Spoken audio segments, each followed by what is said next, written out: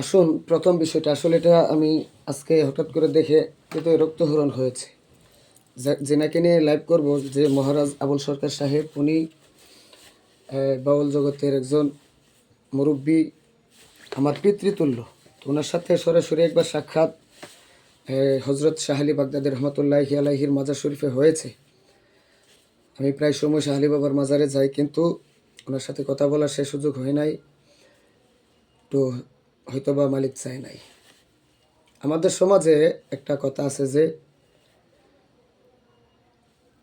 মুরব্বীদেরকে, বড়োদেরকে সম্মান করো, ছোটোদেরকে স্নেহ করো। কিন্তু বর্তমান সমাজে দেখবেন মুরব্বীদের সম্মান, ছোটরা বড়োদেরকে স্নেহ করে না, সম্মান করে না, বড়রা ছোটোদেরকে স্নেহ করে না। এটা কিয়ামতের আলামত। এই যে মহারাজ আবুল সরকার সাহেব, উনি আমার বংশের কেউ না, রক্তের কেউ না। ওনার সাথে ব্যক্তিগতভাবে আমি কোনো দিন কথা বলি নাই। তারপরও উনি আমার পিতৃতুল্য বিদায়, ওনাকে নিয়ে দুই একটি কথা বলবো। এই যে দেখেন, ওনার যে ভিডিওটা কেটে আজকে সোশ্যাল মিডিয়াতে একটা বিষয় প্রচার করেছেন যে উনি আল্লাহকে ছোট করছে, নাউজুবিল্লাহ হিমজালিক। উনি কেন? উনি তো একজন ভালো সুস্থ ব্যক্তি, উনি একজন লেখক, উনি মুর্শিদের প্রেমে ফানা। আপনারা সবাই ওনার সামাগুলা, গানগুলা ইউটিউবে শুনে দেখবেন। আমি অন্য কোনো শিল্পীদেরকে দেখি নাই যে এরকমভাবে গুরু প্রেমে ফানা হয়ে কানতে, কিন্তু ওনার মুর্শিদ প্রেম আছে। ওনার অসংখ্য লেখা সামা আছে। তো ওনার গ্রেপ্তার হওয়ার বিষয়টা নিয়ে আমি যুবরাজ ইয়ামিন সরকার ভাইয়ের সাথে কথা বললাম। ঘটনা সত্য, ওনাকে এক শ্রেণীর মহল, যারা কারবালার ময়দানেও হুসাইনে মুসলমান আর এজিদে মুসলমান, সুন্নিয়ত এবং সুফিবাদ দুইটা দুই জিনিস। সুন্নিয়ত যার যার সবার, কিন্তু সুফিবাদও সবার, কোনো ব্যক্তির একক না। এ লোকটা কথা বলতে গিয়ে উনি কি বলেছেন যে জীব পরম পালা। প্রথমত আমি এই জীব পরম পালা যারা দেয়, আমি আপনাদেরকে অনুরোধ করে বলবো এই পালাটা দিবেন না। জীব পরম, এটা আল্লাহ এবং তার বান্দাকে বোঝানো হয়েছে। তো আল্লাহ তো একজন, আল্লাহ is our one my creator, সৃষ্টিকর্তা একজন। তো দ্বিতীয় আর একজন হইলে দুই বিষয় নিয়ে কথা বলা হইতো। এখানে বান্দা আর স্রষ্টার মধ্যে কথা। তো এই বিষয়গুলা যেগুলো ইত্যাদি বিষয়, এগুলা এই ময়দানে না বলা এটাই ভালো। ঘরের কথা, শরীয়তের কথাগুলো বলবেন। আর উনি, ওনার মূল বক্তব্যটা আমি শুনলাম। উনি কথা বলেছেন, আপনারা কেউ কিছু কথা আসলে আমাকে কেউ গাল মন্তব্য করবেন না। আসলে প্রত্যেকটা কথারই লজিক আছে। আর উনি যেই কথাটা বলছে, আমি যতটুকু জানি উনি অনেক নমনীয় মানুষ।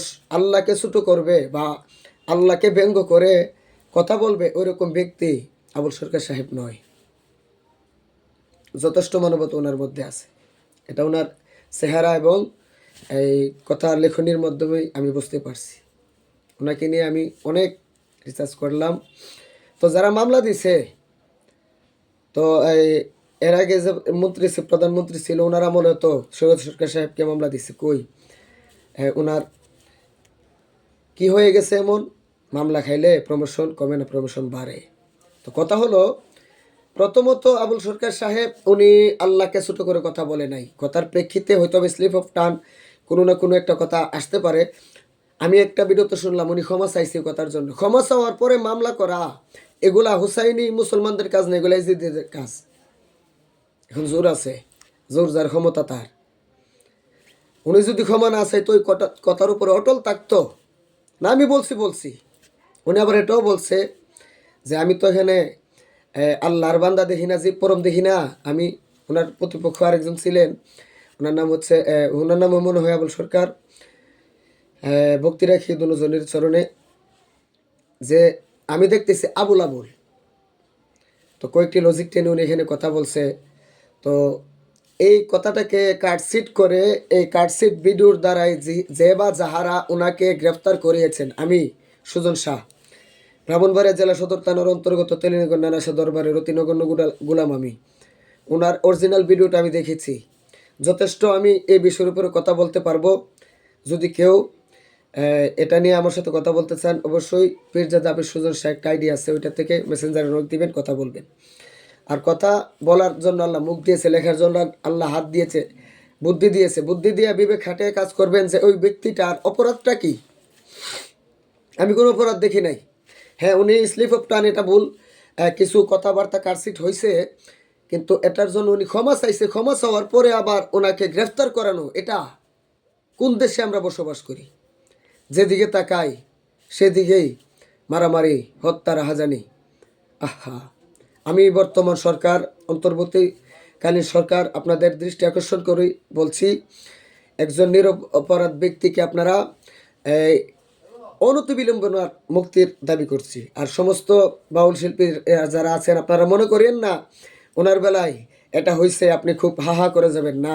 আপনার বেলায় হবে, হতে পারে যদি কপালে লেখা থাকে। তো কাজী দলমত নির্বিশেষে আপনারা যার যার অবস্থান থেকে প্রতিবাদ করুন।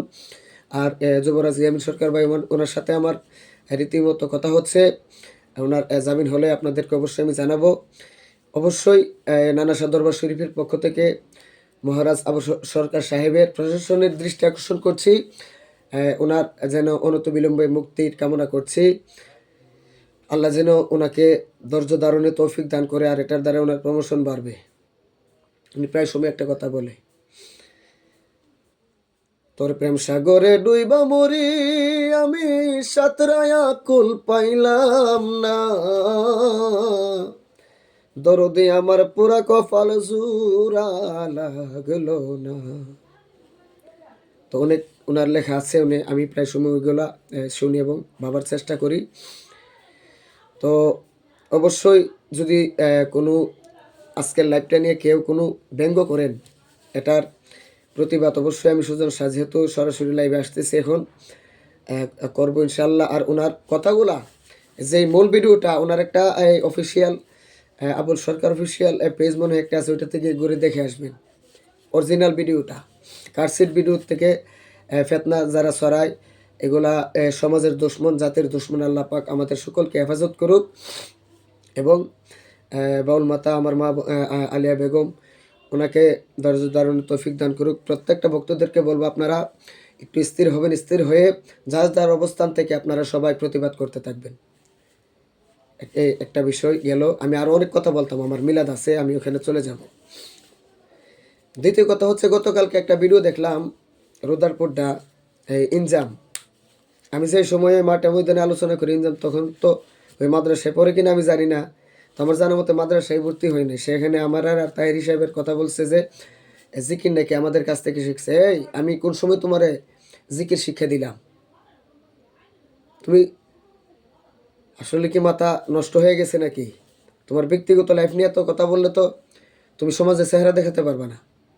তো কাজেই তুমি যেই কথাটা বলছো, অবশ্যই তুমি একটা পোস্টের মাধ্যমে এই এই কথাটা ঊর্ধ্ব করবা, না হয় আমি তোমাকে নিয়ে আবার লাইভে আসবো।